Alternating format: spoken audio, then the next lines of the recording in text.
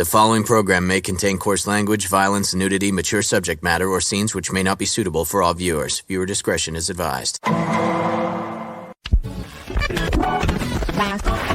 All Hit Radio.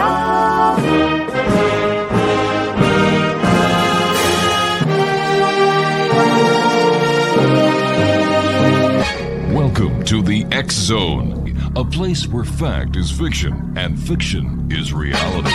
Now, here's your host, Rob McConnell.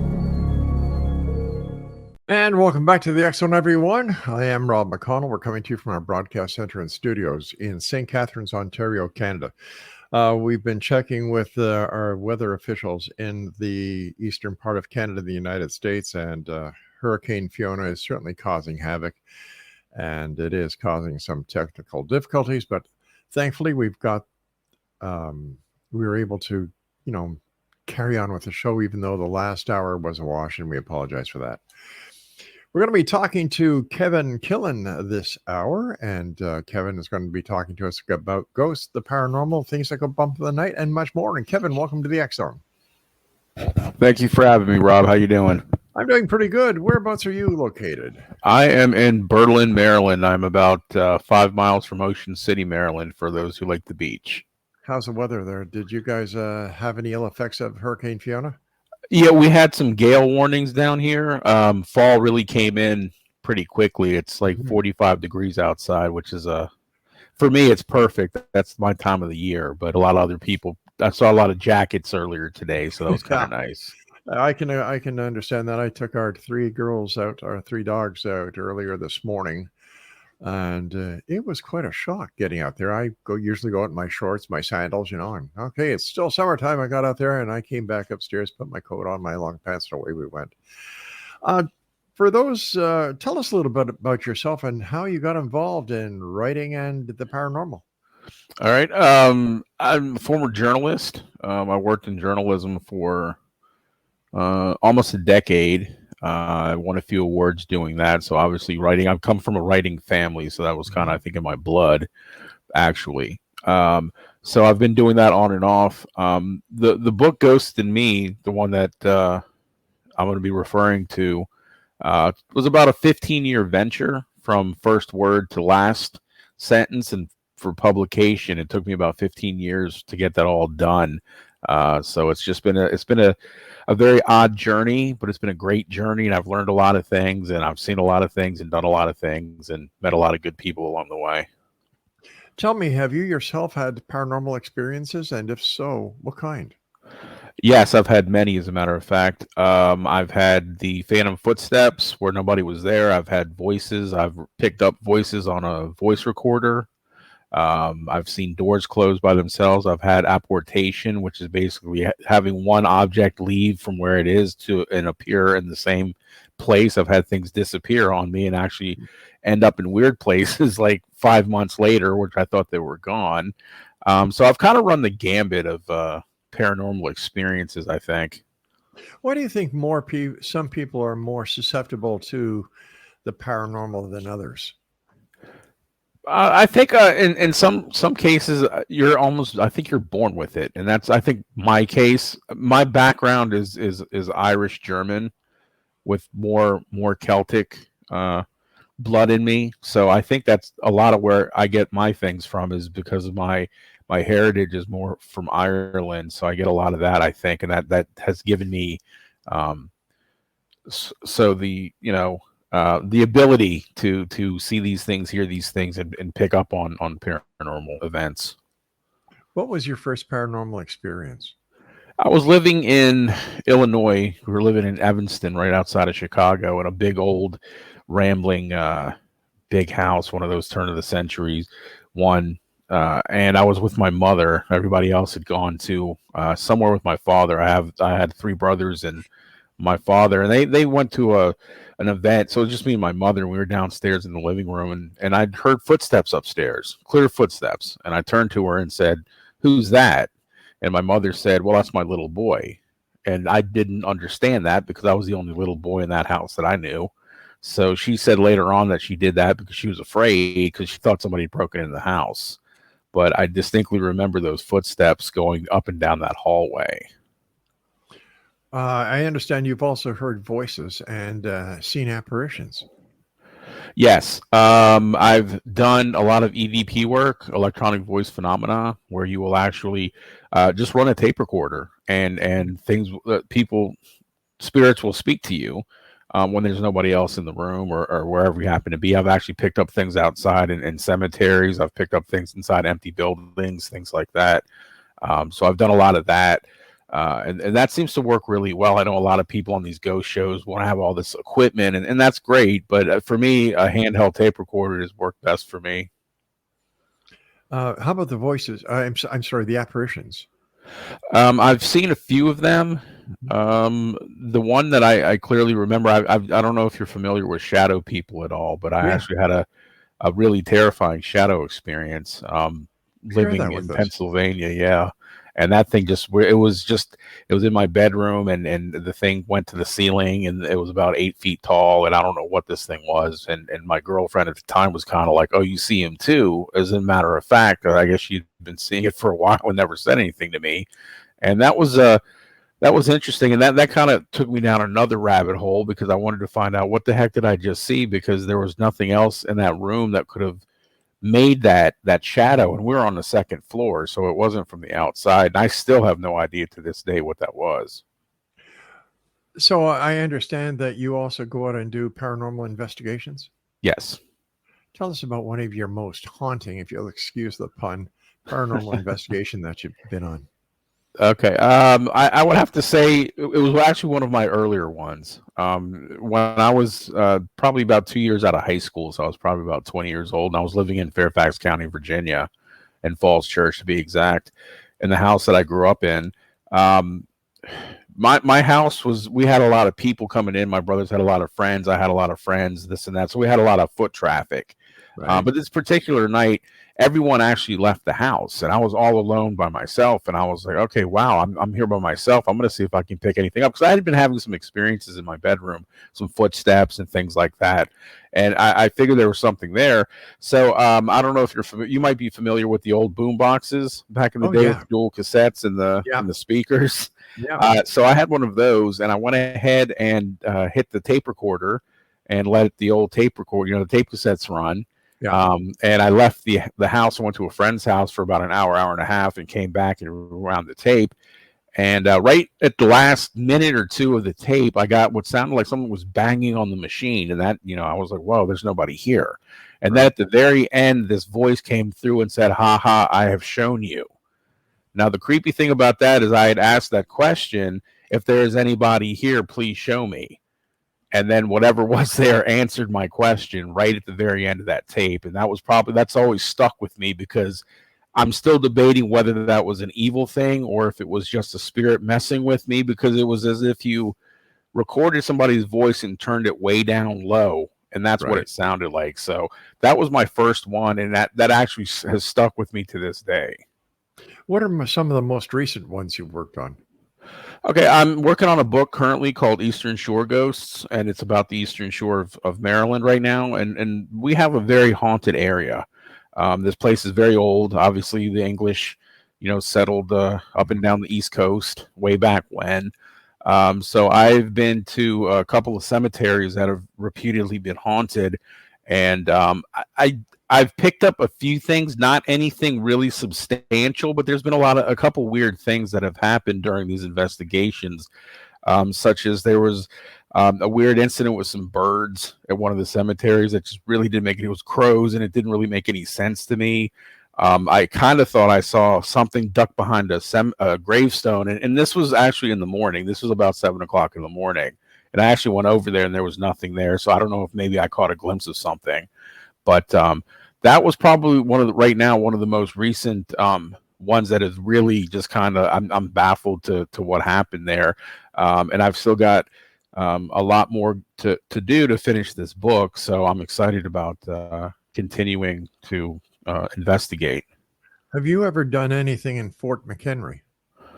No, I have not, and I know that's that area is just chock full of stuff. I've got Haunted Maryland books, so I've actually read about Haunted Maryland, Haunted Virginia. I have such a huge bucket list of places I want to go. that are reputedly haunted, and obviously, yeah, Fort McHenry in the Baltimore area is just, they have a lot of things going on up there. Why do you think cemeteries are haunted? These people are dead.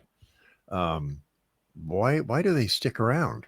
I mean, I understand that there's ghosts or spirits in bars, hotels, and they make visitations to those who have been left behind. But why would they stick around a cemetery? I believe that it's the energy. I think honestly, what it is it's their final resting place, and I think they're just kind of I don't think they, in my opinion, they don't stick around. They just kind of like float through. In my vision of how spirits can maneuver through the world or their world is the old Pac-Man game. Remember when you can go out the one side of the screen and then you come in the other side? That's what I envision spirits do in their world, in our world. That's how they go back and forth. And honestly, that's a theory I have about Bigfoot, but we'll get into that another time. But I think that's kind of how they see Bigfoots, as they teleport. And that's why I think what they do with cemeteries is they just kind of pop in and out. And I think the emotion when people go to cemeteries to visit their loved ones, put flowers on the graves and such, I think that brings that out, and they draw from that, and they can kind of take a look at them and say, hey, that's great, you're grieving for me. And I think that's what I don't necessarily think they're kept there, but they're brought there, I think, by the energy. All right, stand by. We've got to take a short break. We'll be right back. XO Nation, our guest is Kevin KILLEN. And Kevin, what's the best website for our listeners to visit you on and learn more about you? You can actually go to my email. It's KKILLEN, KKillen, B as in boy, T as in Tom, KKillenBT @gmail.com. And if you have any questions, concerns, or anything, please feel free to hit me up. I love talking to people. You could also visit me at ozarkmountain.com. That's the publishing company that publishes my book, and they have a little bit of a bio there. But the best way to directly talk to me is through my email.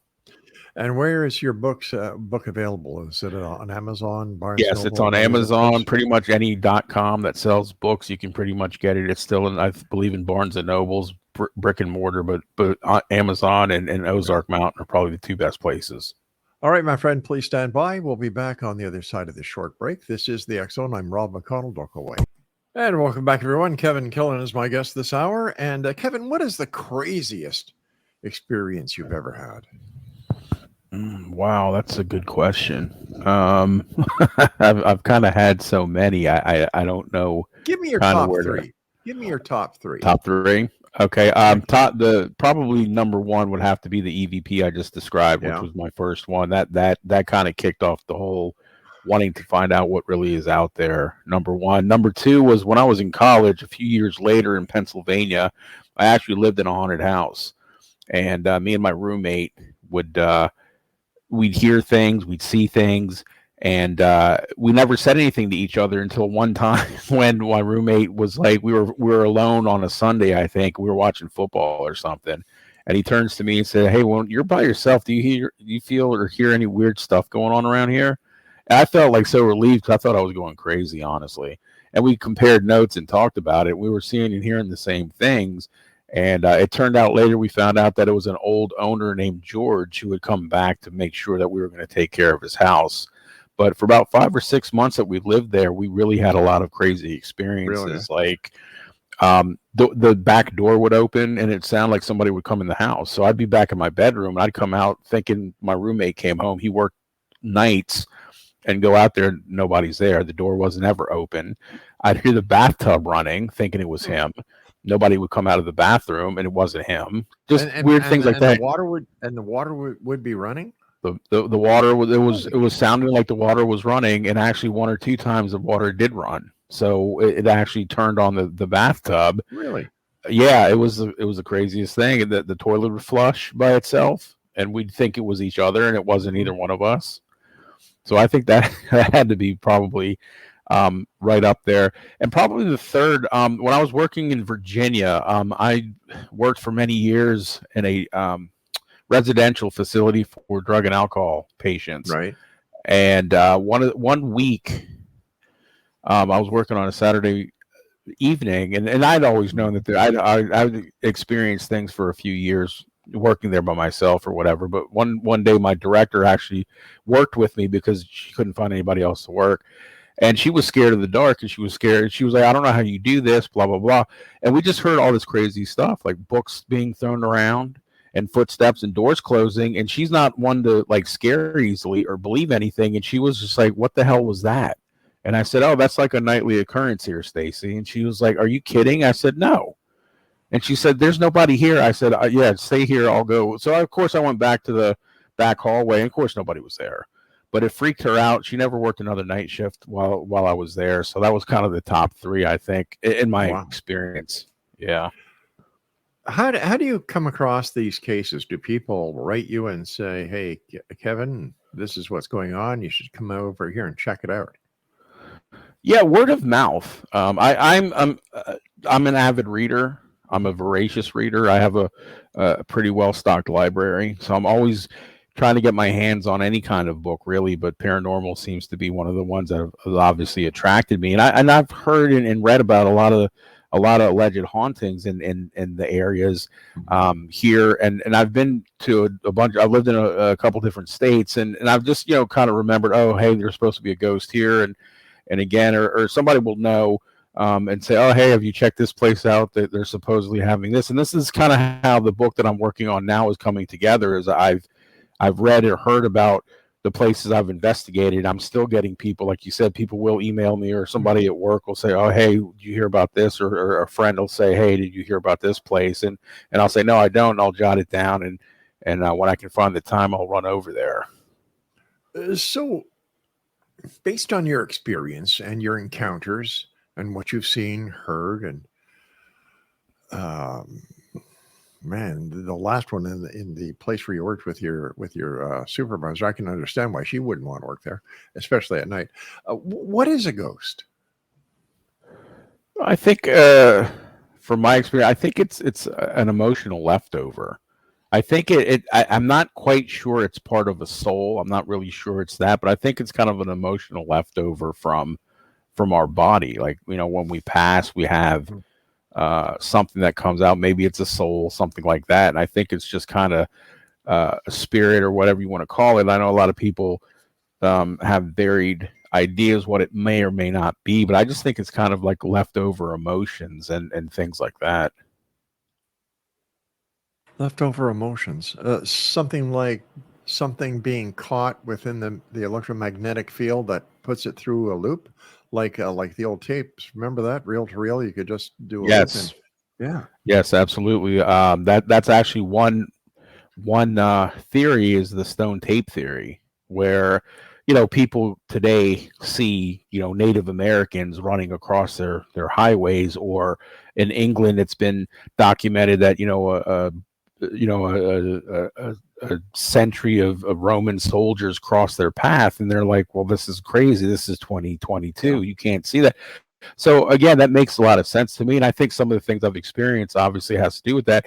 And I worked a little bit in radio in college, and I did understand the bulk eraser and the ions in the tape. So I honestly, that does make sense. If you think we have a magnetic field around the earth, that would totally make sense, that it would just kind of grab things, So what other aspects of the paranormal are you interested in? UFOs, Bigfoot? Yeah, I've never seen a UFO, but I do believe, I keep an open mind. There's just been, I think, too many things out there that can be just dismissed. Cryptids, I'm very interested in cryptids. And again, as I was explaining earlier, I've been in places in the wilds of certain places like West Virginia, where you could see where something like a Bigfoot would definitely be able to survive without being detected. But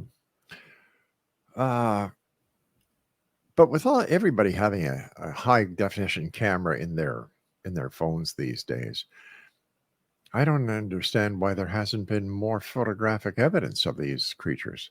And man, they've been evading humans from day one, I would imagine. And they do such a great job. We should get a hold of them and teach our troops how to do that.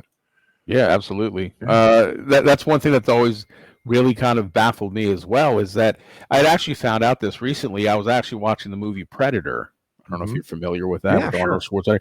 And I always thought to Army, myself, maybe. why did the Army never set out, have soldiers go into the wilds of Eastern Washington to try and find Bigfoot? Well, they found out that they actually have done this, and they were so elusive, they never found anything. Man. And I always wondered about, what's going on. But again, my theory is simply where some people will say they're here all the time. I think that they go back and forth between portals. That's how you don't see them, is they can move through portals and get transported wherever they want to go through these holes in the earth that you can't see. And I think the 411 series kind of has a little bit to touch on that as well. I'm sure you're familiar with those, with the disappearances in the state parks down here. Yeah. And I think that's kind of how come we don't see Bigfoots, and that would explain, if they pass, they take their dead and they go into the portal and they end up whatever dimension that they are. And I just think that's kind of what that is. But that's my personal theory. So we're talking about terrestrial wormholes. Yes. Wow, makes sense. Yeah, it does make sense. Bigfoot, it's I don't know. We've had so many people on the show, and I thought by now, I've been doing the show 33 years. I thought by now there would be more evidence that would be brought forward, not only with Bigfoot, but UFOs, lake monsters, sea monsters, the Bermuda Triangle, the Devil's Triangle, the Hoodoo Sea, Atlantis, and nothing. You would think that with the advances made with technology, that there would be some smoking gun from some aspect of the paranormal, but there isn't. Absolutely. Any thoughts on that?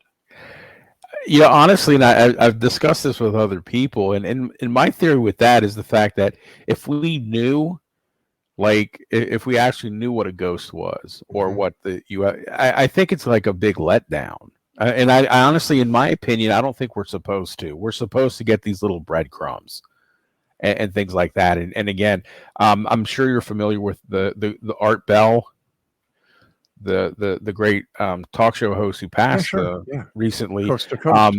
Yes, he was one. He never believed or didn't believe. He gave you that forum to express your opinions and everything. And he talked about the quickening with the earth and the world. And I think I've seen some of this with these things, with things happening and speeding up and things going on in the world. He talked about these things on his show, and he also bring professors and people to talk about that. And again, I just think it's not supposed to be. I think, again, we have little breadcrumbs that are supposed to be, but we're not going to get the full picture ever. And I have no idea why that is. Yeah, that's in itself a mystery. How about Skinwalker Ranch? Any ideas on that? That place I would love to visit. Excuse me. I just know that there are places in this world where the energy is more concentrated and things do happen that are unexplainable. And I think a lot of these places are all tied together, because it's been documented that, you'll have a UFO event, you'll have a Bigfoot event, you'll have some haunting close together. And there's almost no way to not draw the conclusion that A plus B equals C. And I think that's kind of what that is. And again, the Native Americans were very intelligent, the way that they thought of things and did things, and they knew these things way back when. And of course, a lot of the white people didn't even want to listen to that, and they just kind of blew them off and everything. But they're very intelligent. A lot of their stories talk about these beings and things like the skinwalkers and this and that. And I've actually known some people that have been, Apache, native, Apaches, who have told me a lot of stories about Arizona, things like where they came from. And it's just amazing some of the stories that they talk about, and they're not joking. This is what they've believed and seen and everything. So I just think they're just pockets of energy that, it just is. So why do you think we don't listen to these people who have had these stories passed down generation after generation after generation? Well, I think there's still that stigma, and only recently have we kind of, I don't want to say mainstream because I hate saying that, but I think mainstreamed these things. So I'm actually reading stories about, UFOs and paranormal experiences in newspapers, where you never saw that before unless it was a Halloween thing, and then that basically did that. So I think, again, there's a stigma, and I always, when I first got into this, I didn't tell a lot of people either, because I knew that they thought I was crazy, and I knew I wasn't. But a lot of people, they're you'll tell them a story and they'll slowly back away and, oh, okay, sure, and give you that, and then they'll turn and run. And it's just like, okay. So, and I think that's one of the things that a lot of people don't want to talk about it. It's kind of like, because that, and also, and I'm going to throw this out there too, because I think this does go part and parcel, is that there have been a lot of breakthroughs in psychiatrics. Right. So I think, and again, with me I work with co-occurring people, and I've worked with them for many years. And I think that could be part of it as well, is that, when they say they're delusional and they're seeing things, they really are seeing things, but it's not paranormal. It's just, hey, if you take this drug, this will calm you down. So there's some of that too, but it's the stigma of mental illness, I think, and the craziness that I think a lot of people don't want to do that. And again, the way that the Native Americans have been treated in this country, especially over the years, it's just kind of like, a lot of people just don't give them the benefit of the doubt. But like I said, I've read a lot of material, and I've known some Native Americans, and they're great people. I agree with you there, my man. You and I have to take our break. Please stand by. And XO Nation, Kevin and I will return talking more about ghost hauntings, things that go bump in the night, and who knows what else we'll get into. Kevin, stand by. We'll be right back. Welcome back. Kevin KILLEN is our guest. And Kevin, what is your take on the alien abduction scenario? I think they're just what they are. They're probing us. The aliens do exist, and they're coming down here. They're trying to find, for whatever reason, I think maybe it's to not really immobilize, but find out what we're about. And I think, honestly, that they have more intelligence and stuff than we do. And I think a lot of these UFO sightings are increasing. And again, the government still will, play them off like, oh, it's a stealth bomber, this and that. But I think there's a little more to it than that. So I just think that they're just kind of here to say, yeah, we're here, and we'll do what we want. Do you think that these visitors, wherever they're from, pose a threat to humanity? No, I think they just want to learn. I think they just want to learn. And again, this one thing that I've come across with humanity is, if you look outside and you look at the mountains and you look at the trees and you look at the grass and some of the wonders of the world, and you think, okay, we can't be it.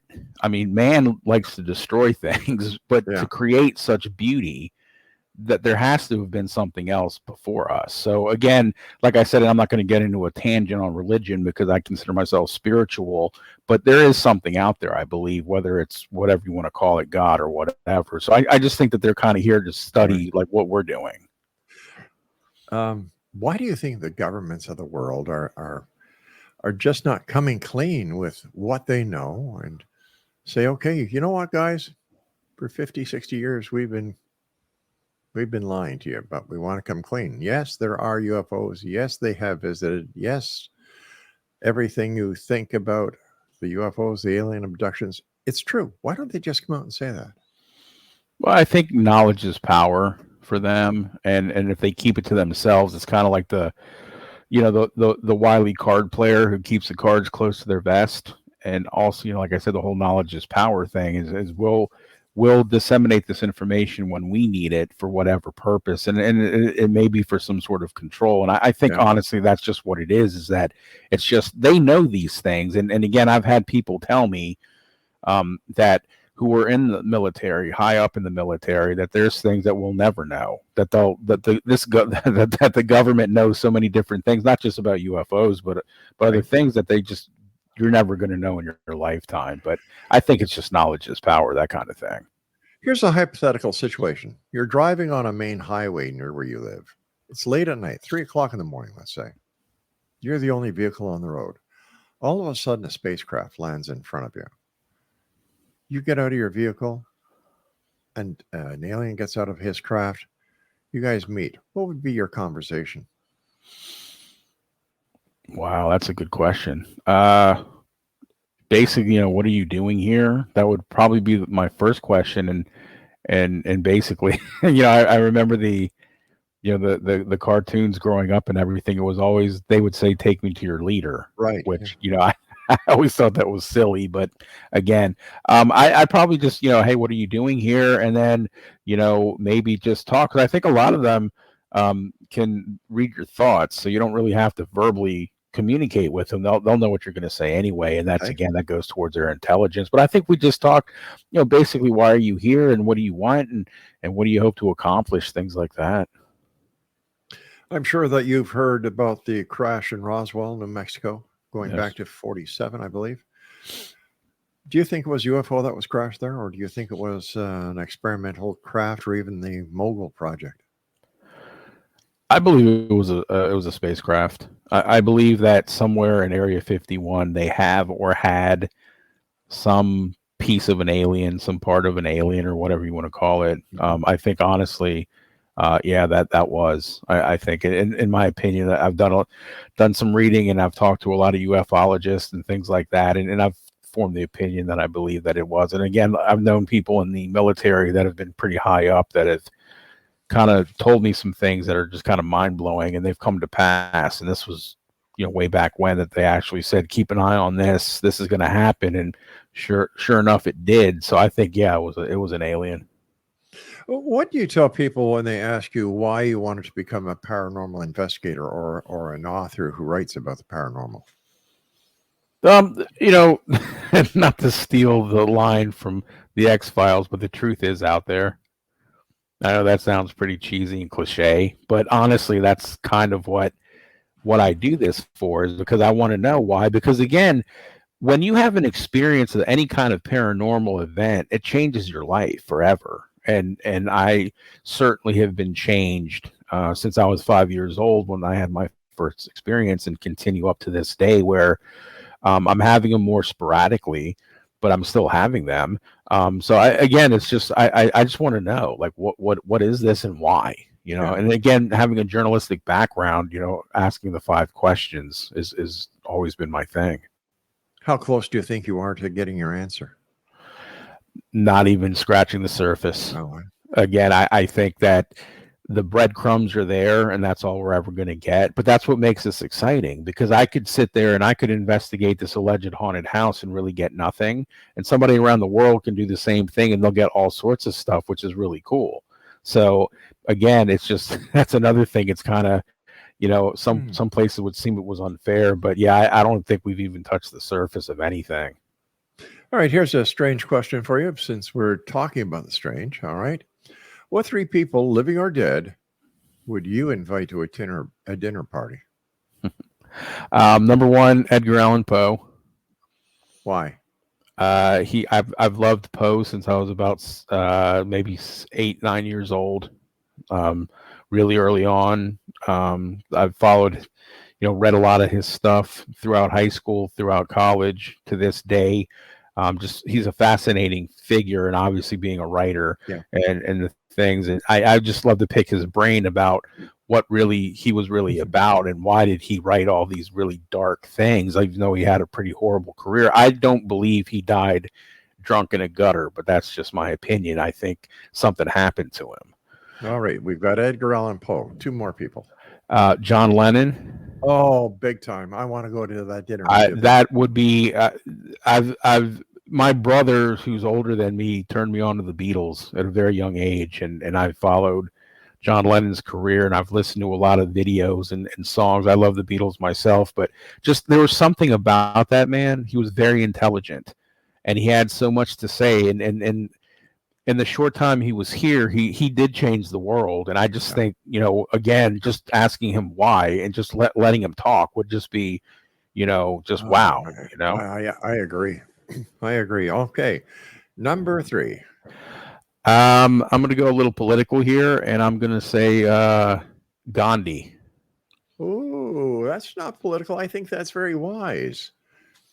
I mean, I know, with the whole, but again, with it would be Gandhi 1, and then Martin Luther King Jr. 1A. Those 2, and just basically, again, why do you, because I think honestly in some cases, in a lot of these cases with people like Gandhi and King, they were chosen to do this.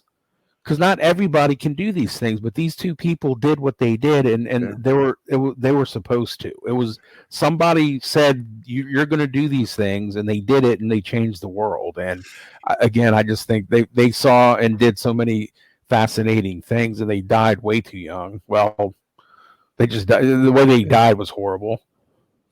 You know, one thing that Martin Luther King proved is an old theory or an old saying I've always had. The difference between a dream and reality was doing it. He had the dream and he did it. Yes. You know, and Gandhi, a man must do what a man must do. Plain and simple. It seems that simplicity has been lost in this world of ours, Kevin. Yes. Life is simple. We complicate it. Mm-hmm. And it's like, what the heck? Hey, you and I have to take our final break. Great talking to you. And we'll be back on the other side as we wrap up this hour here in the X Zone with our special guest this hour, Kevin Killen. And when we get back, I'm going to let Kevin give you his email address so that if you have any questions or if you'd like to shoot some questions his way, we'll give it to you then. I'm Rob McConnell. This is the X Zone. Welcome back, everyone. Kevin Killen is our special guest. Kevin, give our listeners your email address again. Okay, it's KKillen.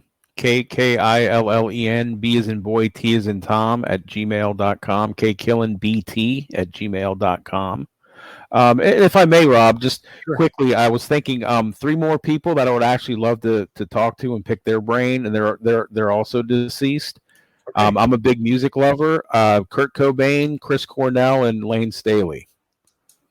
I would love to talk to all 3 of them because I love their music, and they all had something to say, and they all died, in my opinion, way too soon.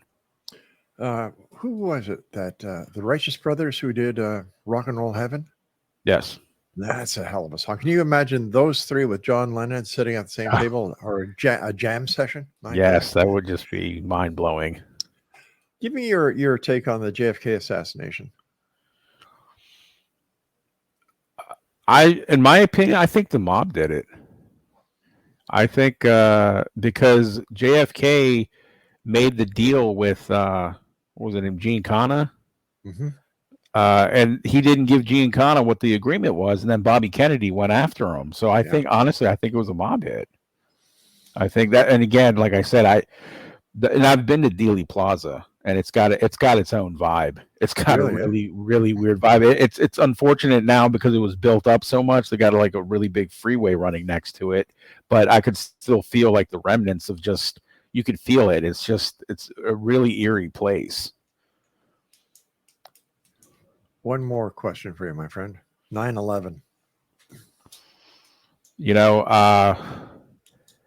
I'm not big into conspiracy theories, or at least I try not to be. I think that, I've listened to truthers and things like that. I just honestly think, there were just some like pissed off people that wanted to get back in America. And the reason I say that is because I don't know if you're familiar with basketball at all. No. Okay, well, we used to have a player down here when I was living in D.C. His name was Manute Bol. He was 7'7", and he was from the Sudan. And in the early 90s, he had finished his career, and he went back to Sudan to help his people. And he had told the government about bin Laden. He said, you got to watch this guy. This guy's coming into the villages here, and he's talking all this stuff, and I think he's going to do something. And the government turned his back on him, and the American government was like, yeah, we got an eye on him. Yeah, whatever, dude, you're a basketball player. Move along.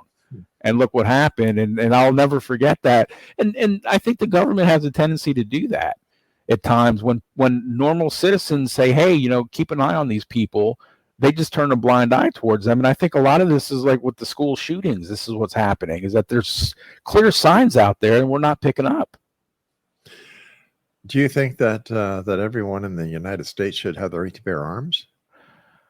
I do. I do respect the Second Amendment tremendously, and I think that again, that is something that it is in the Constitution, or it is in the. You should be able to. I mean, again, I know that there's this big thing, and for me, working with co-occurring people, it starts with mental illness, and we do not have enough of help and or the money to help these people. And I think that's where it starts. It's not, because again, I know I'll probably get blasted for this. It's not the guns that kill people. It's the people that do. That's right. That's right. And again, mental illness is rampant. And again, and I've seen psychotic meltdowns, and they're scary. And that's something, when they said they're off their meds, they really mean they're off their meds. And I've seen psychotic breaks, and they're not a picnic. Do you attribute the mental illness issue to the vast number and growing number of homeless people that are in the United States and Canada? I believe that does contribute. One thing that I've found working with co-occurring adults and substance abuse is I actually came across a lot of people that wanted to be homeless. Really? They chose to drop out of society, and that just blew my mind. I couldn't understand where we could house you in our facility for 6 months out of the year when it was winter.